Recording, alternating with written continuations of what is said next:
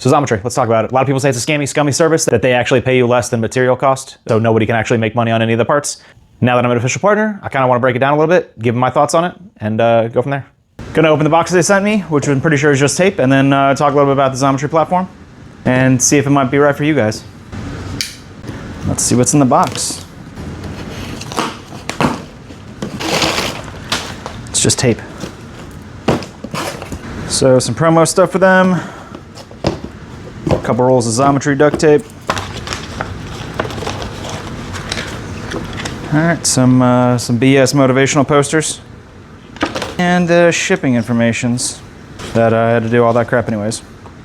A lot of people say that Xometry is a scam, and they're actually going to pay you less than the material is worth for that part that you're going to produce. I've checked it out for the past month or so before I actually got this package. It did take them a while to ship this out to me. This is everything that will come in your partnership pack. So I'm going to throw up some parts that I liked and didn't like. At the end of the day though, if you were thinking about doing Xometry, there are a lot of pros, there are also a lot of cons. So just think about that before you start accepting jobs left, right, and center. The pros, this is a huge one, net 15. You do not have to fight any big company. Anyone who's quoted a part will know that most companies want to push it out to net 30, net 90, which is a joke, especially if you're a small shop, you need that cash flow. Not having to keep hunting people down to get your payment on time, that's a huge win, in my opinion. The MOD model, that machining on demand model, is actually pretty awesome, like that Uber style. Hey, I've got a little bit of capacity, I could take this job, I got the material, cool, it makes sense, grab it, a couple $100, you get paid out in 2 weeks. That is the nice benefits about something like a Xometry. And a few things that I did want to do, and I'm curious if people would actually like to see me do this. If I do accept a job with them, I want to take that part and re-upload it on their website and see what it actually quotes for, given the lead times and all the additional manufacturing requirements that they have. I'm curious to see what that split is. I'm curious of how wide that discrepancy is going to be. So if you're also curious about that, let me know in the comments. The one thing that disappoints me about Xometry is even though you're saying, hey, here are my shop capabilities, they will still send you stuff well outside of your shop capabilities. So that's kind of annoying, especially when you're starting out, because you may have 2 or 3 jobs and you can't actually machine any one of them. It's just kind of clogging up the limited job board that you get until you get your 5 or 10 jobs before they start opening up your job board, making sure that you're a successful partner. So that is an annoyance coming into this, having to go through and say, hey, I don't have the shop capabilities to complete that. I don't have the shop capabilities to complete that. You got to keep doing that over and over again until it starts refining its search, even though you've put your physical machine on the back end where it should know better, but it doesn't for some reason. If you've never seen or had access to that job board, I'm going to throw up a couple parts. So now I'm going to go over several parts that I've seen since getting access to the job board. Here we got what looks like some kind of coupler. It's asking for EDM in the keyway, which I would probably broach. That slot can be done by an end mill. Here we have some kind of die block. The pricing on it's actually really good, but you need that 16 RA finish down the board. That's going to be kind of a pain in the butt. That center board is going to require an EDM, A2 tool steel. You could still, even if you don't have this equipment, if it wasn't for the lead times, you could get this done, honestly. But it's just, that's a lot of work, and only for $2,000. Yes, it's one part, $2,000, but again, you got to get it, you got to heat treat it, you got to get it up. This part's honestly pretty decent if you have the equipment for it. There's a good repeater, simple radius, cutoff. Again, if I had a lathe, I would have taken that. Here's the next time I looked at it. Again, it's a decent little part. If you have access to a mill turn, this is mill turn all day. Not a bad price for a single piece. 60-61 aluminum. If you got it, it's not very big. Here's where the kind of frustration is. This part is actually huge. I think it's almost 20 inches, like double my machine capacity. Titanium grade 5. It's not like the hardest material to work with. You're gonna need 4 of them for almost $6,000.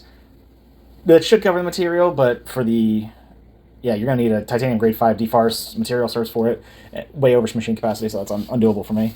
This part, a UHMW single piece. I mean, this thing right here is money. I can do this all day, every day, if I had the machine capacity for it. I would 100% take this job. Same thing with this job. You need a little bit of mill work to it. It's not the worst, but simple enough. A couple cross holes, a couple flats on it, a hex line. 2 parts, almost $500. Yeah, that's money right there. Way outside of my machine capacity, capability, and envelope. It's a turn part. I don't have a lathe. I've never signed up for a lathe. Not the most complex geometry ever, but almost 11 inches long. It's going to be a pain in the butt out of stainless. 14 for 5 grain. Not the worst. We got a 2-piece aluminum.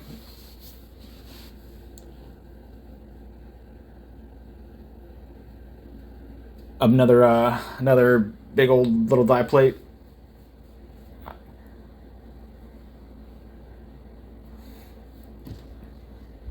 Not the worst pricing on it, not the best pricing. It's kind of in the middle, but it's at least I'm capable of doing it. Here we got in my opinion, a gorgeous ring. The size on it is a little large. You know, at almost 7 inches diameter, so you're gonna need 7+ inch material to turn it. Again, if I had a lathe, this is what I would take all day, every day. For 6 pieces out of aluminum for $1,200. Again, I'd have to look at aluminum prices, but I think it's worth it. Again, this is another little nub. These are, what, I think 2.5 inch on the flange, and yeah, 6061 aluminum. 60 pieces for $400 though. That is insanely low. Like, I do not think you could buy the material for that. And once again, it's a lathe job, and I'm a mill shop, so it's not doable. Here's an interesting one. The price on it doesn't seem terrible at first, but then you look at the part, and it is god-awful. Every single one of these little individual blades, like, this has to be a 5th axis part. There's no other way to do it. Honestly, this needs to be like a 3D metal printed part. Like, doing all of these little fin blades is going to be such an insane machine detail work. Plus, it's what, 12-inch diameter. Yeah, 12-inch diameter. Yeah, this is like, it's not the worst, it's not the best, but you're kind of going to want a hybrid like mill turn machine to be doing these, and either a mill turn or honestly, this part's small enough where it'd be a Swiss lathe type of job, but. In here, and I get another mill turn or Swiss lathe job. Actually, this is kind of long. This would be like, again, another perfect Swiss job. Unfortunately, I don't have that layout. But like, the prices on them, on their face, don't seem too bad. I haven't dug into them too deep, but you got another, what, simpler plastic part going for a little die. Not overly complex. This is decent enough work. Again, I haven't looked at how much that plastic's going to cost, but it's not the worst. And then it updated while I was recording, and it came up with a little cone. So here's that little half cone. I think their modeling was messed up. It didn't show it fully. I think it's just getting like a radius domed in there, a half step, and a couple threaded holes in the back. Yeah, like, price-wise, for the amount of work, if you're set up for this, that is not that bad. Now, this one is like an absolute cap. Because once again, it's so far outside of my size capacity that I don't know why it keeps recommending these. Same thing with this. Even if you had a lathe, it's such a... You need a decent-sized lathe to actually do a part like this. And then you're going to need either a mill turn or a Y-axis. And if you got that capacity and capabilities, then you're not going to be wanting to do Xometry jobs. So here's another one of those jobs that, you know, it kind of makes what people say ring true. You need 10 parts to complete. The price on it's not the absolute worst. The material is not the worst. But 7 different parts. So you got 7 different programs for. You're going to have all these different setups. You're going to have all these different operations. This is one of those that does not make sense whatsoever. You have, again, round parts, square parts. It seems like a big die assembly. Big assembly like this, yeah, no single individual part is super complex, but there's so many different programs that you're going to have to write. And how many, the fittings and the interfacing between everything's got to be kind of good. So, like, if this is something you enjoy doing, sure. Yeah, but I'm in this for making money. It is, as a job, again, that doesn't make a ton of sense. Here's a pretty simple one. Just a couple tapped holes and a bunch of regular holes. And price on it, not. It seems to be in line enough where, like, there's a little bit of meat on the bones for you. So, in most of these, the dates on them don't look too bad. This, again, if I had a lathe, I'd be taking jobs like this all day, every day. This is like bread and butter stuff that you can knock out in a couple minutes. Again, I wish I had a lathe at this point, because a lot of these jobs are lathe-oriented. Or lathe and 5-axis plus. So, simple lathe part. It looks complicated. It's not too bad. Again, problem is I don't have that capacity at my shop. So, again, I have to just keep denying all these different jobs. Spacer, a little bushing.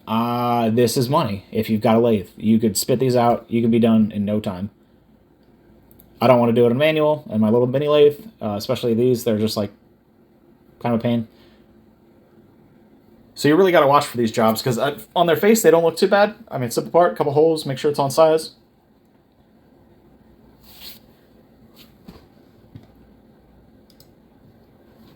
But as you can see, it was part 1 of 3. I just kind of noticed it after the fact, and now we're going to check out part number 2. This is part 2 of that stack up.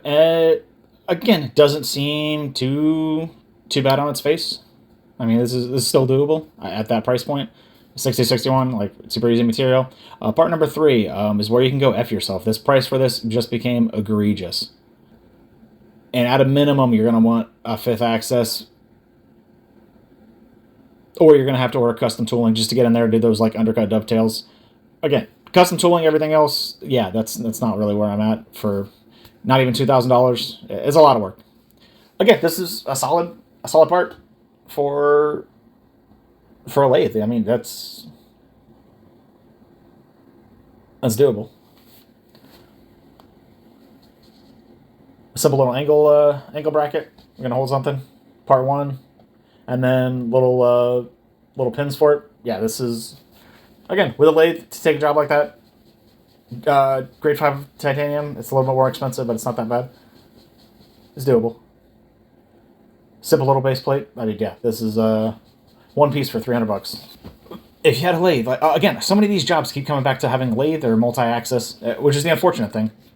And they do have a setting where they're asking you, hey, what is your shop capability?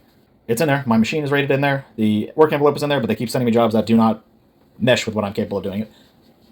Having said that, if some of their time restraints weren't that bad, you could take some of these jobs and farm them out. So if your mill capacity, if you could farm them out, if you have like 2-3 weeks, if you know a guy with a lathe, you can do half the work, you can do the other half the work. Same thing with the EDM. EDM shops normally don't charge as much money. It's like $45 an hour. So some of those tool and die jobs, if the time requirements weren't so tight, like I think some of them were like 2 days to like a week.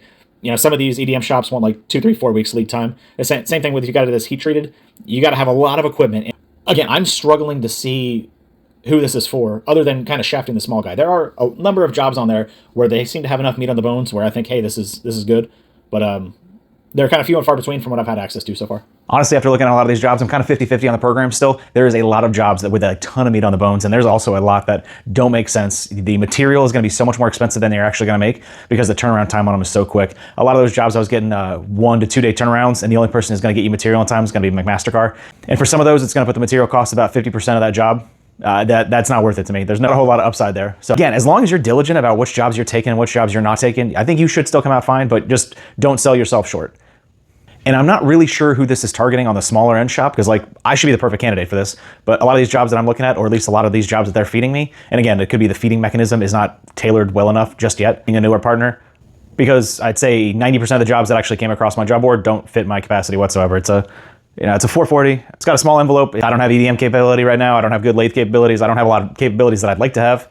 The fact that it keeps feeding me these jobs is a little frustrating. Hopefully some of that changes if I do complete some of these jobs, but as of right now, I haven't seen enough good jobs to actually accept any, so I'm just gonna check on it occasionally every few days. It is unfortunate because I was hoping it would be another decent revenue stream. I will be trying MFG.com next, see if they're any better. But right now, the best additional revenue sources that I've seen have been coming from Facebook and Craigslist services. A few people have reached out from that, and it's actually been a decent amount of like very small prototype R&D work, which is kind of what I was focused for anyways. So, and if you guys could like, comment, subscribe, I'd appreciate it. Helps out a lot. Till the next one.